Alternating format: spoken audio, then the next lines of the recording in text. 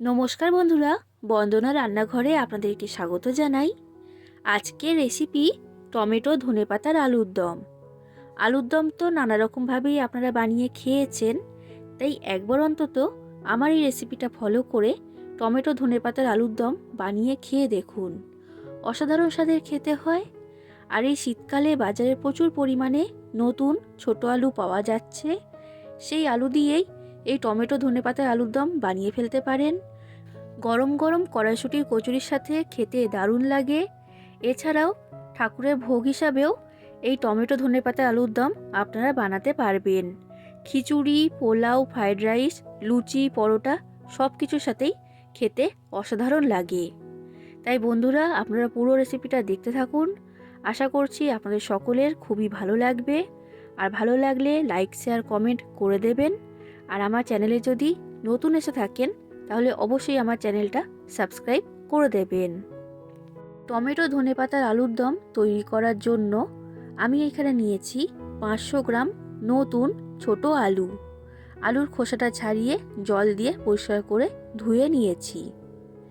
এবার একটা কাঁটা চামচের সাহায্যে আলুর গায়ে এইভাবে ফুটো করে দিচ্ছি। এইভাবে ফুটো করার কারণে মশলাটা আলুর ভেতরে ভালোভাবে ঢুকে যাবে।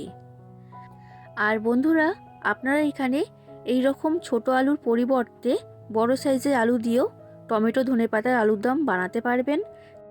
তো সব আলুর গায়ে আমি কাঁটা চামচের সাহায্যে ফুটো করে নিয়েছি। এবার গ্যাসের মধ্যে একটা কড়া গরম হতে বসিয়ে দিয়েছিলাম। এবার কড়ার মধ্যে দিয়ে দিচ্ছি পরিমাণ মতো সর্ষের তেল। রান্নাটা আমি সর্ষের তেলেই করব। তেলটা ভালো মতো গরম হয়ে গেছে। এবার আলুগুলো আমি কড়ার মধ্যে দিয়ে দিচ্ছি। সব আলু কড়ার মধ্যে দিয়ে দিয়েছি। এবার দিচ্ছি সামান্য পরিমাণ হলুদের গুঁড়ো আর সামান্য পরিমাণ লবণ। এবার লবণ আর হলুদটাকে আলুর সাথে ভালো করে মিশিয়ে নিলাম। এবার গ্যাসের ফ্লেমটা লো থেকে মিডিয়াম ফ্লেমে রেখে কড়াটা ঢাকা দিয়ে আলুটাকে ভেজে নেব। আর মাঝে মাঝে কড়া ঢাকনা খুলে আলুটাকে নাড়াচাড়া করে দিতে হবে, যাতে সব দিক থেকে আলুটা ভালো মতো ভাজা হয়। দেখুন বন্ধুরা, কড়া ঢাকনাটা আমি খুলে নিয়েছি। আলুটা আমার ভাজা হয়ে গেছে। আর আলুটাকে একটু লাল করেই আমি ভেজে নিয়েছি। আর লো থেকে মিডিয়াম ফ্লেমে রেখে ভাজার কারণে আলুটা কিন্তু অনেকটাই নরম হয়ে গেছে। এবার কড়ার মধ্যে থেকে আলুগুলোকে আমি তুলে নিলাম। এবার গ্যাসের ফ্লেমটা আমি বন্ধ করে দিয়েছি। এবার বাকি কাজগুলো আমি করে নেব।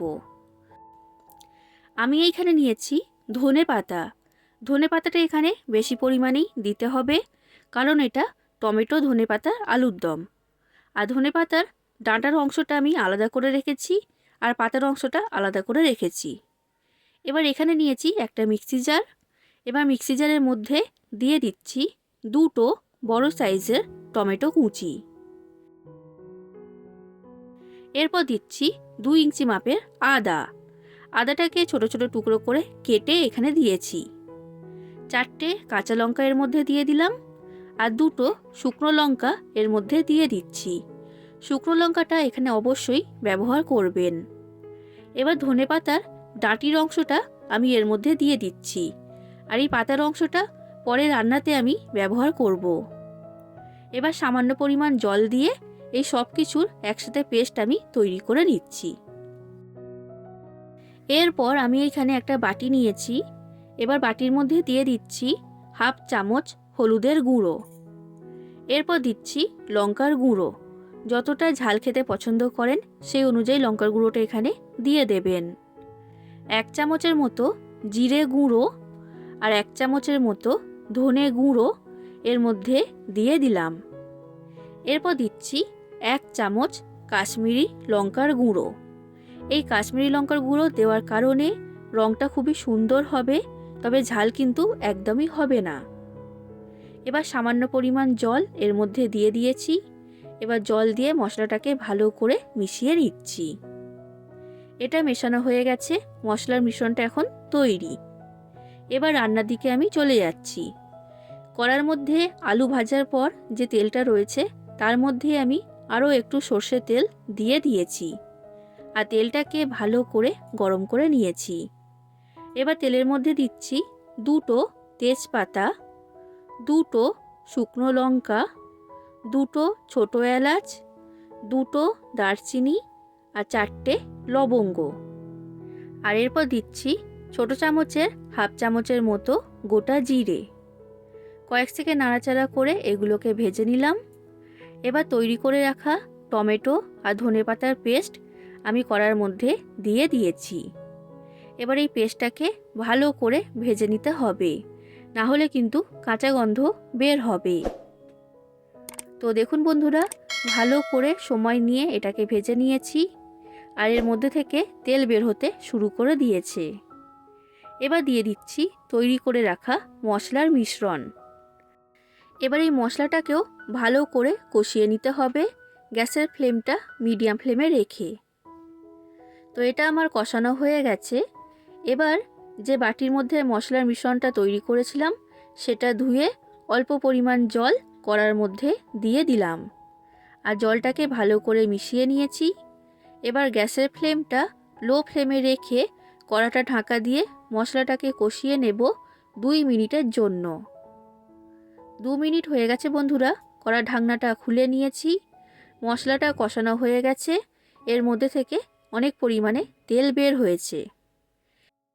এবার এই মশলার মধ্যে আমি দিয়ে দিচ্ছি স্বাদ অনুযায়ী লবণ আর স্বাদ অনুযায়ী চিনি। আমি এইখানে 1.5 চামচের মতো চিনি দিয়েছি। এই টমেটো আর ধনেপাতা আলুদমটা টক ঝাল মিষ্টি খেতে হয়, তাই একটু চিনিটা বেশি করেই দিয়েছি। এবার ভেজে রাখা আলুটা এই মশলার মধ্যে আমি দিয়ে দিলাম আর এরপর দিয়ে দিচ্ছি মটরশুঁটি। মটরশুঁটির পরিমাণটা বলছি না, আপনাদের পছন্দ অনুযায়ী এখানে দিয়ে দেবেন। এবার এই আলুটাকে মশলার সাথে ভালো করে কষিয়ে নিতে হবে গ্যাসের ফ্লেমটা লো থেকে মিডিয়াম ফ্লেমে রেখে। আর কড়াটা ঢাকা দিয়ে আলুটাকে আমি কষিয়ে নিচ্ছি। যতক্ষণ না এর মধ্যে থেকে তেল বের হতে শুরু করছে ততক্ষণ আলুটাকে কষিয়ে নিতে হবে।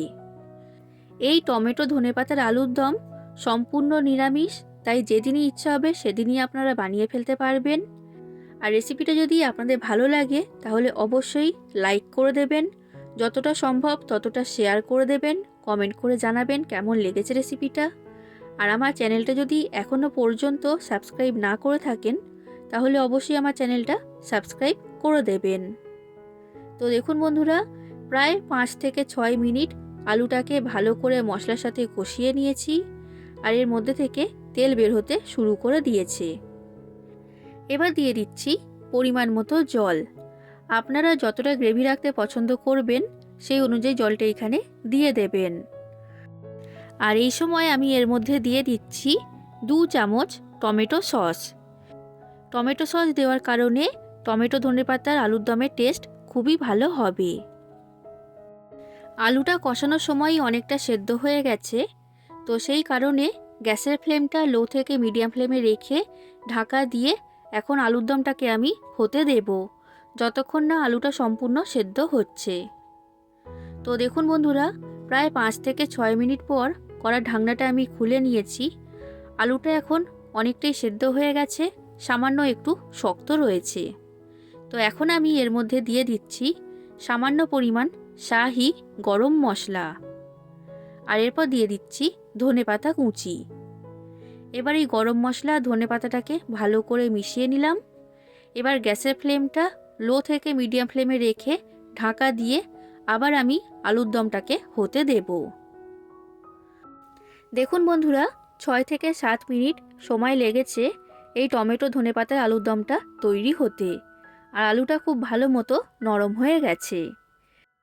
নামানোর আগে আমি এর মধ্যে দিয়ে দিচ্ছি 1 চামচ গাওয়া ঘি। ঘিটাকে ভালো করে মিশিয়ে নিলাম। তৈরি হয়ে গেল সম্পূর্ণ নিরামিষ টমেটো ধনেপাতার আলুর দম। এটা এখন পরিবেশন করার জন্য তৈরি। তাহলে বন্ধুরা, আপনারা বাড়িতে এইভাবে টমেটো ধনেপাতার আলুর দম তৈরি করবেন আর কেমন লেগেছে সেটা আমাকে কমেন্ট করে জানাবেন।